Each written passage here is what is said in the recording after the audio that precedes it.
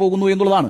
ഇപ്പൊ ഡിവൈഎഫ്ഐയുടെ കഴിഞ്ഞ മാർച്ച് 1-2 തീയതികൾ തിരുവനന്തപുരത്ത് നടന്ന മദാസോ എന്ന് പറയുന്ന ഒരു വലിയ ഫെസ്റ്റിവലില്ലേ, അതെന്തായിരുന്നു ആ ഫെസ്റ്റിവൽ? സ്റ്റാർട്ടപ്പുകളുടെ ഫെസ്റ്റിവലായിരുന്നു.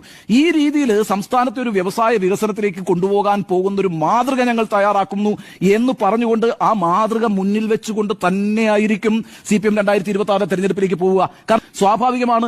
രണ്ടാമത്തെ കാര്യമെന്ന് പറയുന്നത് ഈ പറയുന്ന യുവജനങ്ങൾ കേരളത്തിന് പുറത്തേക്ക് പോകുന്ന ഒരു സാഹചര്യം അല്ലെ, മൈഗ്രേഷൻ ഓഫ് യൂത്ത് എന്ന് പറയുന്ന ഒരു പ്രശ്നമുണ്ട്. കാരണം തൊഴിൽ തേടി അവർ അങ്ങോട്ടേക്കാണ് പോകുന്നത്. അപ്പൊ അവരെ ഇവിടെ നിലനിർത്തുന്നതിന് വേണ്ടി വലിയ രീതിയിലുള്ള ആഗോള നിക്ഷേപം ഇവിടെ വരികയും അതിനുള്ള അടിസ്ഥാന പശ്ചാത്തല സൗകര്യങ്ങൾ വികസിപ്പിക്കുകയും വേണം. അപ്പൊ അതിന്റെ 2 കാര്യങ്ങളുടെ പ്രഖ്യാപനങ്ങൾ ഈ കാര്യത്തിൽ സംഭവിക്കും. അതുപോലെ ഞാൻ മനസ്സിലാക്കുന്ന സ്കാൻഡിനേവിയൻ മാതൃകയിൽ പിന്തുടർന്നുകൊണ്ട് ഈ വയോജനങ്ങൾക്ക് വേണ്ടിയിട്ടുള്ള പ്രത്യേക പദ്ധതികൾ അതൊരു ക്ഷേമ പ്രവർത്തനമാണ്.